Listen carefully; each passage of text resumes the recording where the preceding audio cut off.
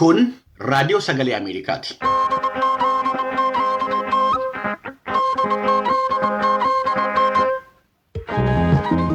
Raadiyoon Sagalee Ameerikaa wixataa hanga jimaataatti galgala keessaa sa'aatii 2:00 jalqabee hanga sa'aatii 3:00tti meetirbaandii 22, 25 fi 31 irratti Waashingtan DC irraa kan dabarsu sagantaa afaan Oromoo amma jalqaba.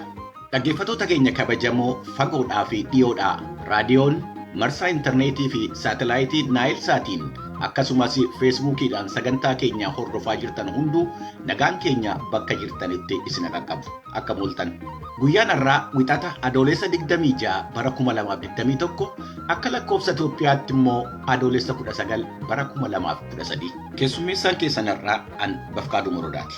Dhaggeeffattoota keenya waan har'a qabnu isinitti himuu kootiin duratti raadiyoon Sagalee Ameerikaa kutaan afaan Oromoo nama haaraa nutti makame qabna. Gaazexeessaa kanaa wajjiniin wal isin barsiisa. Akka mul'atan dhaggeeffattoota keenya Alamaayyoo Qannaan jedhama. Dhaggeeffattoota keenya Alamaayyoo Qannaa gaazexeessaa muuxannoo hedduu qabuudha. Kutaa biyya Yuunaayitid Isteetsi Minisootaa irraa isiniif gabaasa. Maqaa dhaggeeffattoota keenyaatiin yeroo gaarii si hawwina. Dhaggeeffattoota keenya amma immoo qophiilee har'aaf qabnu gaggabaabsinee isinitti himna. Magaalee Oromiyaa keessatti hiriirri tumsa raayyaa ittisa biyyaa fi waamamee geggeeffamee jira.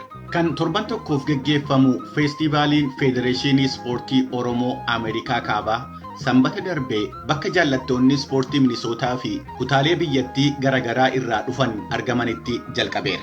Fiilmiin Mo'aa jedhamu kan afaan Oromootiin hojjetame ifaajjee waggaa 10 booda gidduu kana daawwattootaaf dhiyaatee jira. Kanneenii fi qophiiwwan biraa qabnaati nu wajjiniin tura. Piroodyuusariin tamsaasa har'aa Daan Biraawon, tamsaasa intarneetii fi miidiyaa hawaasummaa kan qindeessitu immoo Tigisti Gammeeti. Oduuwwan guyyaa har'aa immoo Jaallannee Gammadaatu isin dhiyeessa.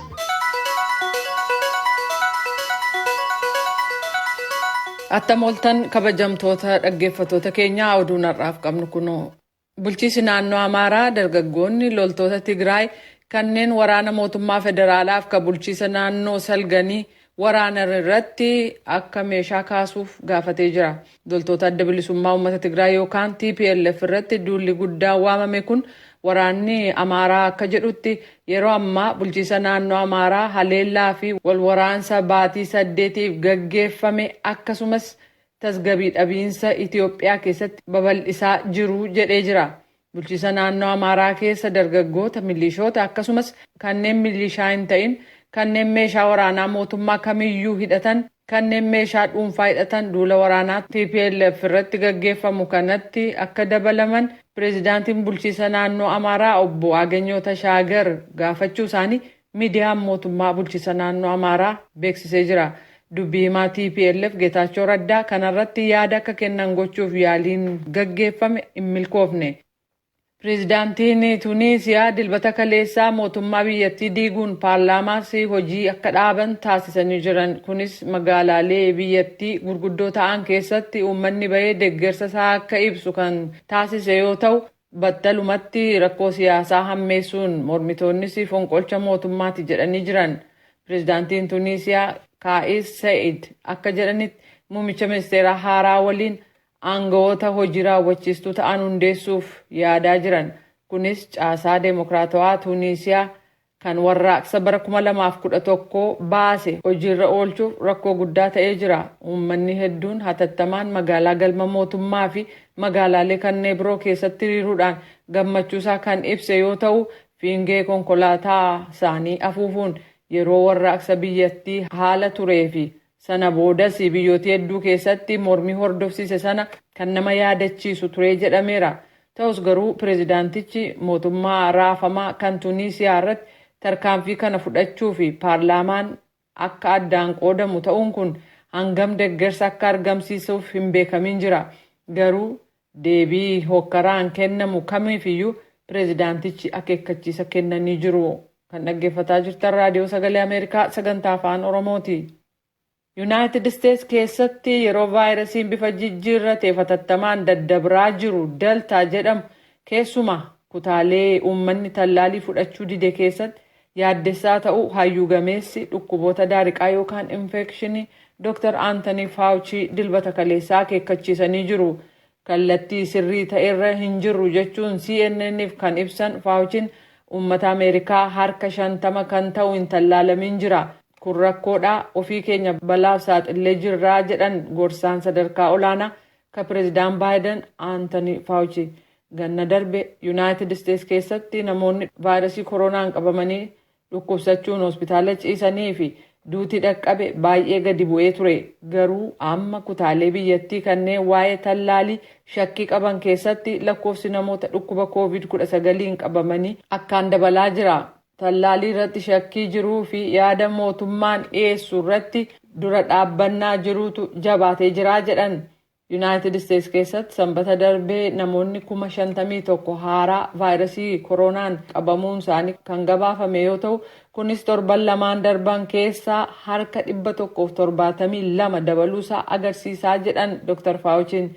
Torbanneen dhiyeenya kanaa keessa immoo guyyaa guyyaatti namoonni 250 kan du'an ta'uu dubbataniiru. Faransaay keessatti hojjetoonni tajaajila eegumsa fayyaa tallaalii COVID-19 ittisu fudhachuun dirqama akka ta'u akkasumas ragaa kennamu tajaajila hawaasaa keessatti agarsiisuu akka qaban paarlaamaan Faransaay seera raggaasisee jira. Seera ta'ee fudhatamuuf manni murtii heeraa raggaatii kennuu qaba. Biyyattiin weerara vaayirasii marsaa arfaffaan rakkataa yeroo jirtutti kun labsame. Namoonni muuziyeemii daawwatan manneen sinimaa yookaan lafa daakaa bishaanii deeman Faransaay keessatti ragaa tallaalamuu isaanii agarsiisu hin qaban taanaan akkasumas vaayirasichaan akka hin qabamne ragaa qorannoo hin dhiyeessan taanaan akka hin seenne ittisuun gaggeeffamaa kan jiru yoo ta'u, kunis iddoo uummanni itti heddummaatu yookaan sirna ayyaaneffannaa gaggeeffamuttis hojiirra oolaa jira.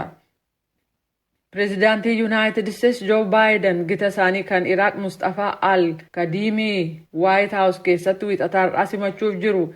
Qiyyaafanni marii isaanii hegeree loltoota Yuunaayitid Isteets kanneen Iraaq keessaa irratti fuulleffataa jedhamee eegama. Ministeerri Haajaa Alaa Iraaq Faawud Hussein torban darbe raadiyoo sagalee Ameerikaaf akka ibsanitti lameenuu waa'ee imala waraanaa Ameerikaa kanneen Iraaq keessaa kan ilaaleen waliigaltee irra ga'uu jedhamee eegama. Oduun ammaaf qabnu kanuma. Kan dhaggeeffataa jirtan Waashintan DC irraa kan isinii darbu raadiyoo sagalee Ameerikaa sagantaa afaan Oromooti. Magaalee Oromiyaa keessatti hiriirri tumsa raayyaa ittisa biyyaa fi waamame geggeeffamee jira. Hiriirri kun magaalaawwan godinaalee 5 keessatti kan geggeeffame yommuu ta'u, jiraattonni hiriira kanatti hirmaatanii tumsa raayyaa ittisaa fi gumaachuu isaanii aangawoonni mootummaa VOA'tti himanii jiran. Dargaggoonni kuma hedduunis miseensa raayyaa ittisa biyyaa ta'uu fi galmaa'uu isaanii aangawoonni dubbatanii jiran. Galmoo Daawiti Arsii Dheeraa irraa gabaasa nu erga qabna. Hiriirri mootummaan naannoo Oromiyaa tumsa raayyaa ittisa biyyaaf jechaan qopheesse jedhe dhuma torbee darbe kana sanbataa fi dilbata magaalotii Oromiyaa garaagaraa keessatti gaggeeffamee jira.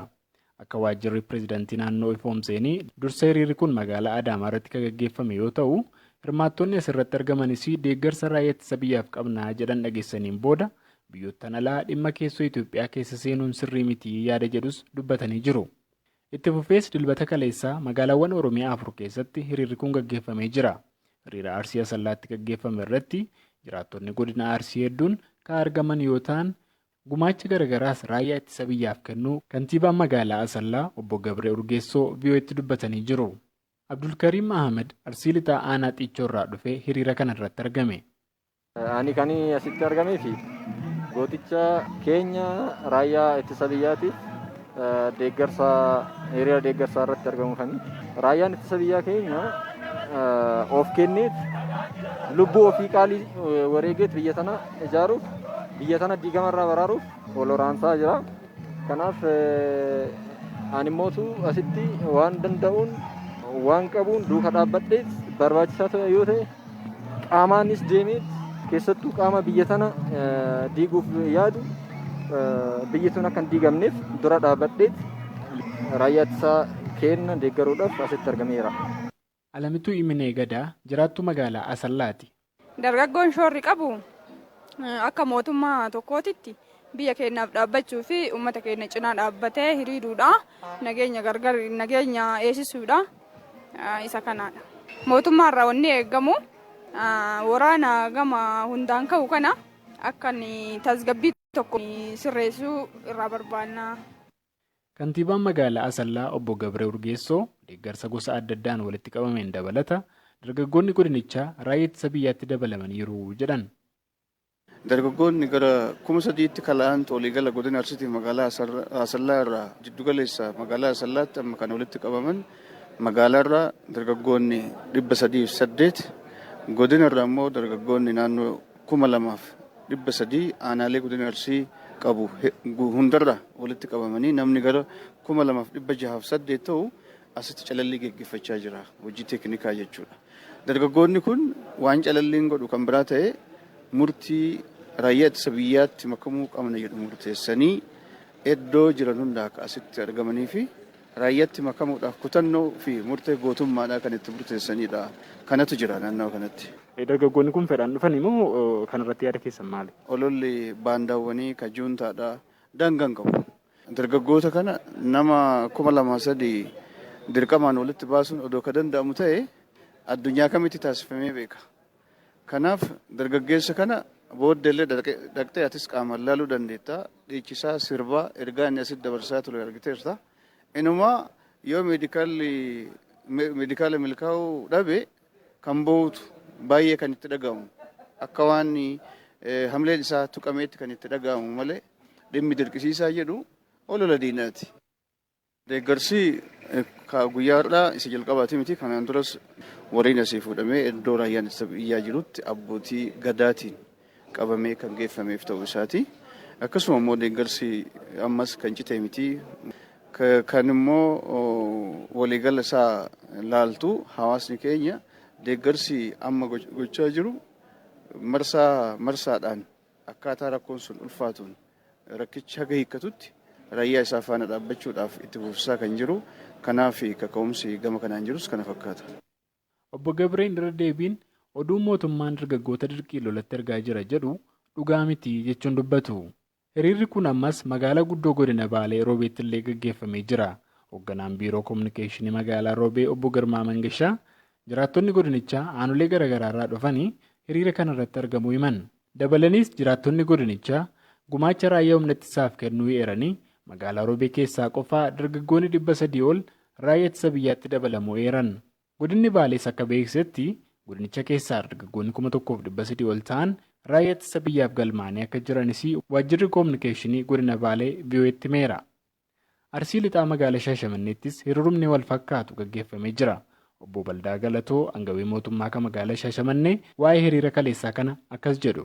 Godina Arsii lixaa aanolee godina Arsii lixaa jiran hunda aanolee 11 fi magaalota 2 dabalatee waliigala akka bulchiinsa magaalaa Shaashamanneetiif godina Arsii lixaatti waan ta'eef kutaan hawaasaa hundi qonnaan bulaan abbootiin gadaa waliin siiqqee daldaltootni otoo hin hafin qaamni hundi aanolee hundarraa magaalota xixiqqoo otoo hin hafin hunda kutaan hawaasaa kan keessatti hirmaatan ture ariibichi.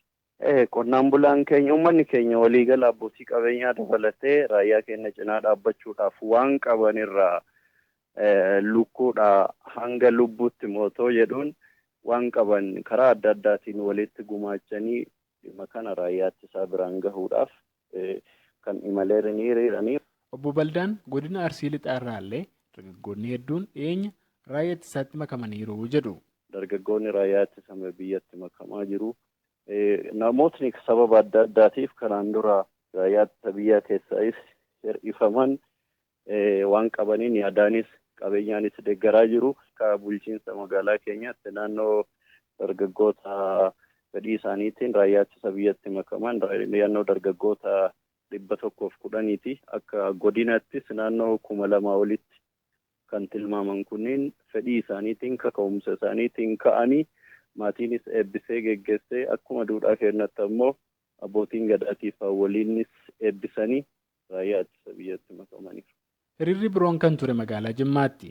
Hiriira kaleessaa kanarratti jiraattonni godinichaa gumaacha adda addaa akka taasisan ta'uu akkasumas immoo dargaggoonni Jimmaa 4,000 ol raayyaa ittisaatti makamuu obbo Samaruddin Mahammad Zayin itti gaafatamaan waajjira koominikeeshinii godina Jimmaa sagalee Ameerikaatti himanii jiran. Raayyaa ittisa biyyaatti makachuun jaalala biyyaaf qabanu agarsiisuudha. Raayyaa ittisa biyyaatti makachuun birmadummaa biyyaa eeguudhaa fi wabii ta'anii dhaabbachuudha jechuudhaani. Dargaggoonni godina Jimmaa akkasuma kan magaalaa Jimmaa waliigalatti 4,000 ol ta'anu torbanuma kana keessatti fedhii isaaniitiin miseensa raayyaa ittisa biyyaa ta'anii raayyaa ittisa biyyaatti makataniiti kan isaan jiranu. Obbo Samaruddin dargaggoota kanaa fi jaarroleen biyyaa sirna gaggeessaa taasisuu fi biyyooti himanii jiru. Gabaasa Sagalee Ameerikaaf Galmuu Daawit godina Arsii magaalaa Dheeraarraa. Kun raadiyoo Sagalee Ameerikaati. Dhaggeeffattoota keenya amma immoo gabaasa itti aanutti ceena. Kan torban tokkoof geggeeffamu feestivaaliin Federeeshinii Ispoortii Oromoo Ameerikaa Kaabaa sanbata darbee bakka jaallattoonni ispoortii Minisootaa fi kutaalee biyyattii garaagaraa irraa dhufan argamanitti jalqabeera. Dorgommiin kun kilabii biyya Kaanaadaatii hirmaate dabalatee walumaa galatti garee kubbaa miilaa 24 istaadiyoomii garaagaraa 3 keessatti geggeeffamaa jira. Gama biraatiin waldaan ogeessota fayyaa Oromoo sadarkaa addunyaatti dameen Minisootaa fi Access Family Clinic feestivaalii kana irratti argamuun talaallii COVID-19 dabalatee tajaajila fayyaa kennaa jiru. Gabaasaa keenya haaraan Alamaayyoo Qannaa Minisootaarraa kanarratti dabalata qaba. Feestivaalli ispoortii Oromoo Ameerikaa Kaabaa kan bara kanaa sanbata xiqqaa darbe bakka uummanni hedduun argametti istaadiyeemii mana barnootaa sadarkaa lammaffaa Osiyoo keessatti eegale.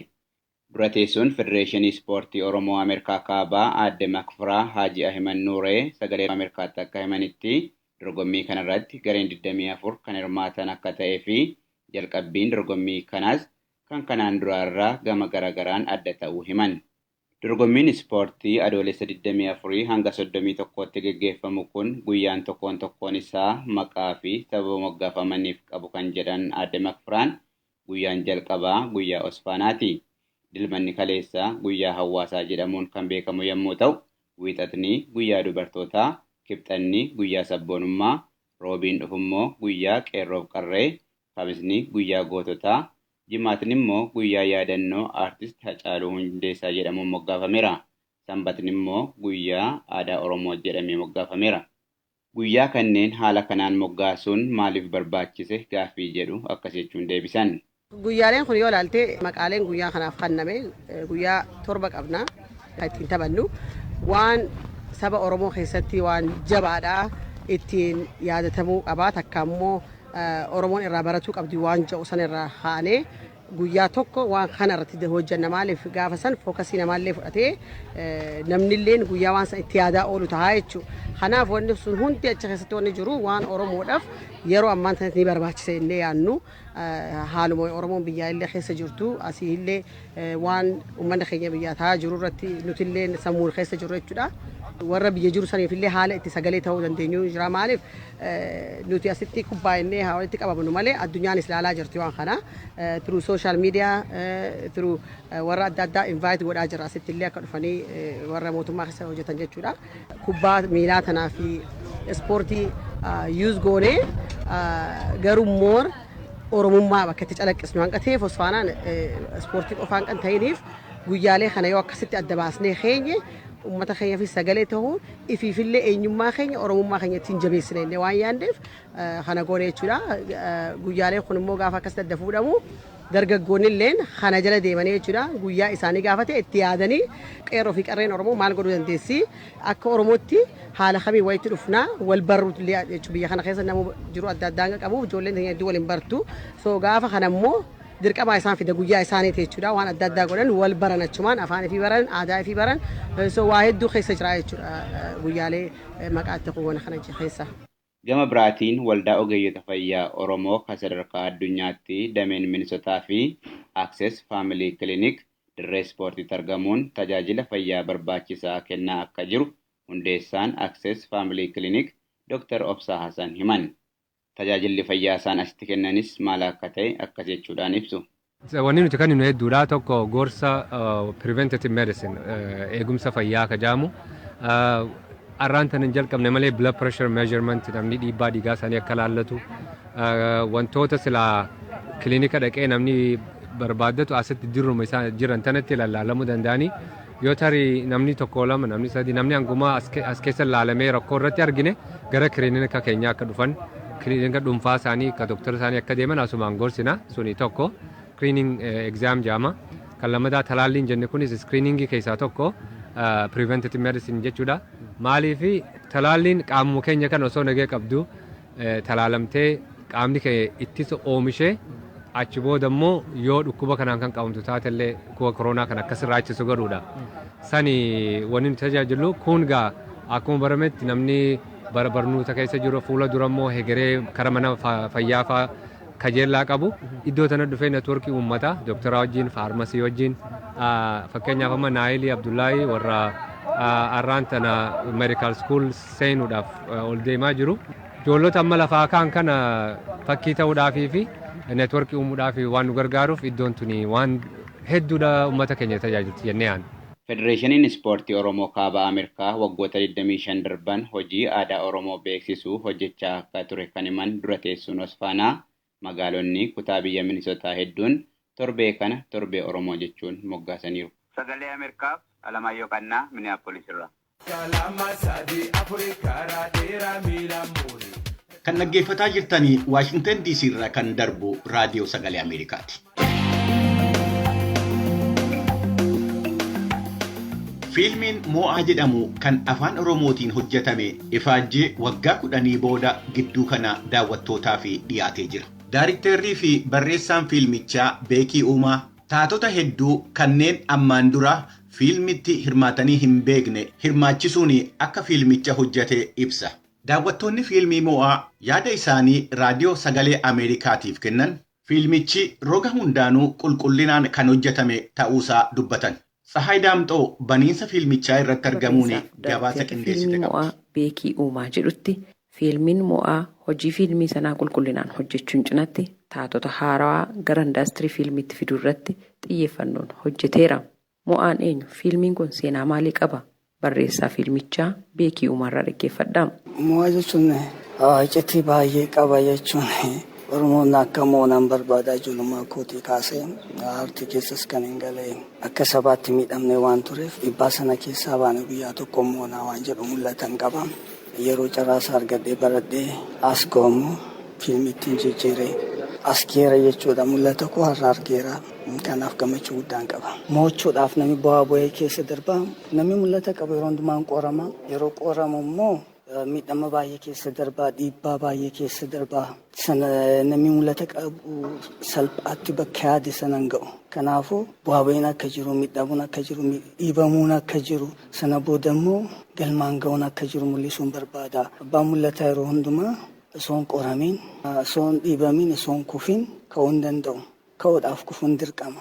Kufanii achitti hafuutu hamaadha malee. Mo'aan waggaa 10 har'aati yaadni isaa akka ta'amu kan eegale garuu bu'aa bayii hedduu booda xumuramee eebbaaf qaqqabeera. Kun miira addaa qaba Beekiitu jedhe. Gammachuun natti dhaga'ama maaliif mul'ata ofii arguun salphaa miti. Nama itti dadhabee immoo itti miidhamee waan itti miidhamee itti dadhabee itti dhiibame sana yeroo akkanatti taa'ee yeroo argu akka lammaffaa dhalateetti miira akkasii natti dhaga'ama. Bu'aa bayii baay'ee keessan darbee ergi barreeffamee booda waan sana gara fiilmitti jijjiiruudhaaf iskiriptii jiru sana karaa dheeraan deemee akka uummata bira ga'uudhaaf baay'ee itti dadhabeera. Garuu immoo mul'ata waan ta'eef abbaan mul'ata immoo yoo haalillee itti jabaate boodatti hin deebi'u. Bira ga'ee kufa malee abdii murate yookiin kutatee hin hafu. Anis waggootii 4 natti fixee jechuun piroosesiin waraabbii kanaayyuu sana dura immoo waggaa 6-7 10 ta'a ergi waan kana jalqabee yaadee fiilmitti jijjiiruudhaaf yaade. Hiriyoonni killee yeroo ati gitiin turtu dhadhaabbata sii ta'uudhaaf hin fedhanu.